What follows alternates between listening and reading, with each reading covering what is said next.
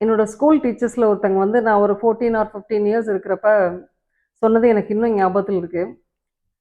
ஒரு டாக் வந்து மனுஷன கடிக்கிறப்ப அது நியூஸ் ஆகாது. ஆனா ஒரு மனுஷன் வந்து ஒரு டாக கடிச்சான் அப்படின்னு சொன்னா, அது கட்டாயம் நியூஸ் ஆயிரும் அப்படின்னு சொன்னாங்க. நம்ம வந்து சில விஷயங்கள அன்எக்ஸ்பெக்டடா கேட்கிறப்ப, இல்ல தெரிஞ்சுக்கிறப்ப, நம்ம வந்து அத சர்ப்ரைஸ் ஆகுறோம். ரொம்ப ஆச்சரியப்படுறோம். எமோஷனல் ஆகுறோம். அந்த விஷயம் வந்து நம்ம மனசுல ரொம்ப ஆழமா பதிஞ்சிருது. ரொம்ப நாளைக்கு ஆழமா பதிஞ்சிருது. மறக்க முடியறதில்ல.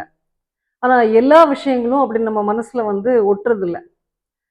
சிலர் வந்து ஒரு கிரவுட அட்ரஸ் பண்ணுவாங்க. ஒரு ஸ்பீச் குடுப்பாங்க.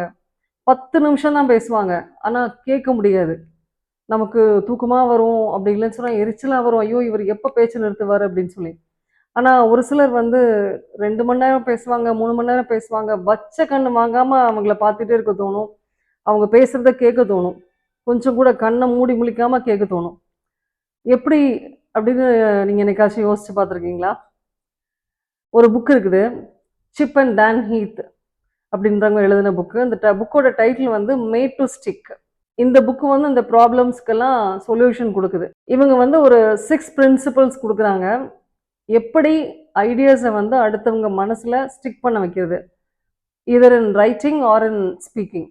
ஒருத்தங்க பேசுறப்பவோ, இல்ல எழுதுறப்பவோ, எப்படி அந்த ஐடியாஸ வந்து கன்வே பண்ற ஐடியாஸ மனசுல ரொம்ப காலத்துக்கு ரிட்டெயின் பண்ணி வைக்கிறது. அப்படின்னு சொல்லி அந்த புக்ல வந்து நெறைய ஐடியாஸ் குடுக்குறாங்க. அவங்க குடுக்குற ஐடியாஸ் வந்து ரொம்ப ஷுர் ஃபுட்டடா, ரொம்ப ஸ்ட்ராங்கா, அத்தாரிட்டேட்டிவா குடுக்குறாங்க. எப்படி அப்படின்னு சொன்னா, அவங்க ரியல் லைஃப் எக்ஸாம்பிள்ஸ் நெறைய சொல்றாங்க. ப்ரூஃப்ஸ் சொல்றாங்க. சொல்லி இது எல்லாமே வந்து நிச்சயமா வொர்க் பண்ணும் அப்படின்னு சொல்றாங்க. I finished reading this book. Why don't you try?